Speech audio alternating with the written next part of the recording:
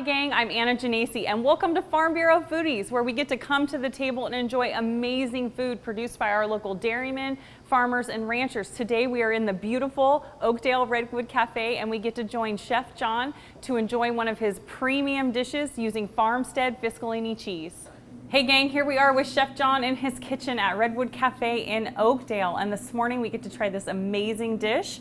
What are we having this morning? Today we're going to make some shrimp and grits. We'll use the Fiscalini Farmstead Old World Bandage cheddar inside the grits and play it off with the shrimp and a little bit of spiciness from the tasso ham and the spices that we're going to add to it. So let's get started. A little olive oil. Again, we're going to keep it on a medium to low heat so we're not burning everything and just kind of getting rid of there. A little bacon. Because it makes everything better? Of course. And here's that tasso ham that I was talking about. The tasso ham has a nice little spice on the outside of it and it really produces a great flavor that's going to play well with the bandage cheddar.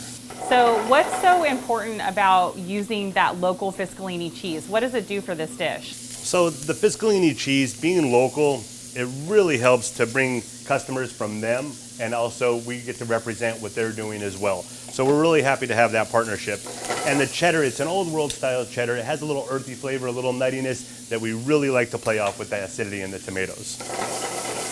So I will admit I'm not the best cook, so any tips for our at-home chefs-to-be? Our best tip is to not cook on a really high heat. Okay. I tell everybody that you cook on a medium heat, it's a little bit more forgiving and it doesn't burn a lot of things and you have a little chance to do that. So what we've got here is we've got the shrimp, we've got the tasso, we have the bacon, we're going there. We'll add a little garlic.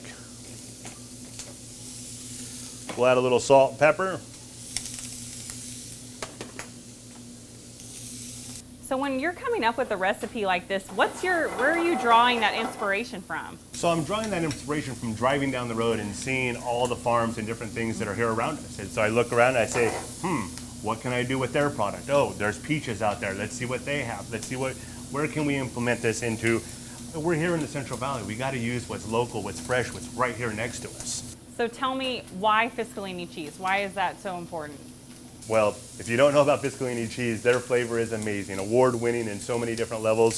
So we've really partnered with it well with them. They're on our cheese board, they're in our grits, they're on a lot of different things here. So here I'm going to deglaze the pan, pull off all the greatness off the bottom of the pan.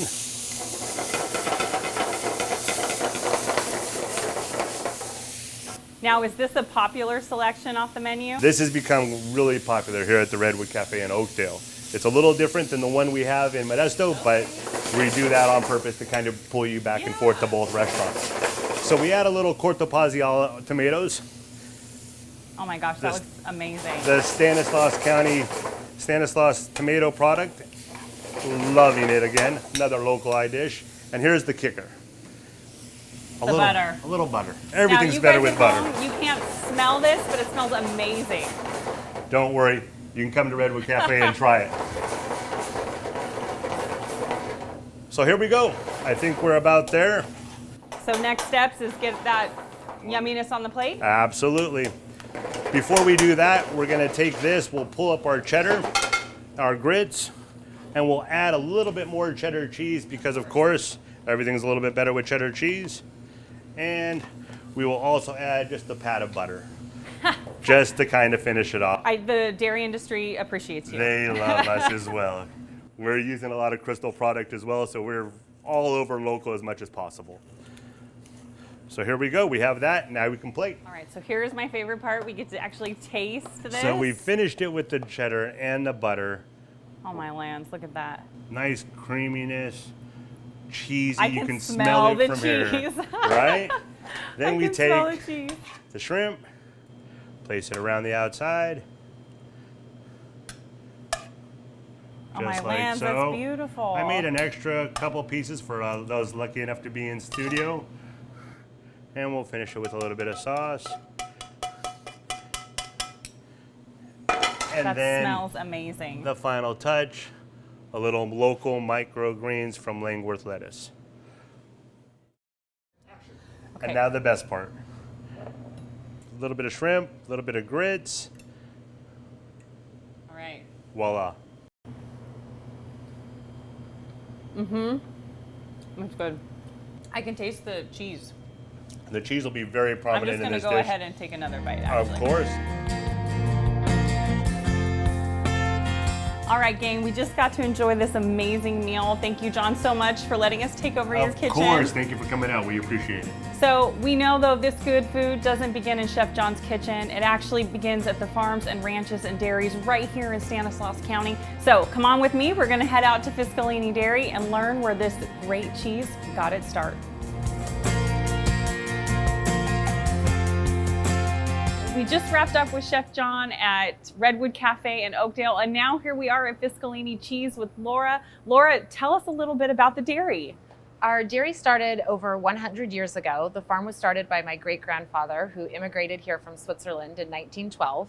He started the dairy with just 12 milking cows. Oh my And gosh. I know. Today we've grown the operation to over 1,500 milking cows. We've got about 500 acres of farmland. When did the cheese making become part of the family story? I know you've been milking for over 100 years now, but how did the cheese making come into play? So my father started the cheese company in the year 2000. Okay. And he really wanted, quite honestly, his goal was to make the world's best cheese. He was super passionate about the dairy business, and he knows we've got a great milk source because all the cows are our own. So we really wanted to make a product that we could share with the world. And you see a piece of cheese with our name on it, you can know where it came from, and we're very proud to have that. So tell me, I know your cheese is marketed as farmstead. For our folks at home, what does that mean? What does that tell them about that product they're seeing in the grocery store? So farmstead means that the entire process takes place here.